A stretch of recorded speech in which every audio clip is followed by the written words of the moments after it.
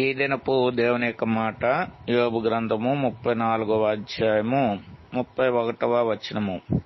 నేను ఇకను పాపము చేయను.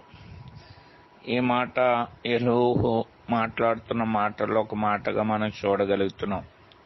నేను ఇక పాపము చేయను. ఈ యొక్క తీర్మానము ప్రతి మనుషుడు చేసుకుంటే గనక మానవులు పొందబోయేటువంటి భయంకరమైన శిక్ష నుండి తప్పించబడేటటువంటి వారుగా ఉంటారు. ప్రభువైనటువంటి యేసుక్రీస్తు వారు కూడా తెలియజేసిన మాట ఏంటంటే, మరింత కీడు నీకు కలుగుకుండునట్లు ఇక పాపము చేయకు అని చెప్పినటువంటి వాడుగా ఉన్నాడు.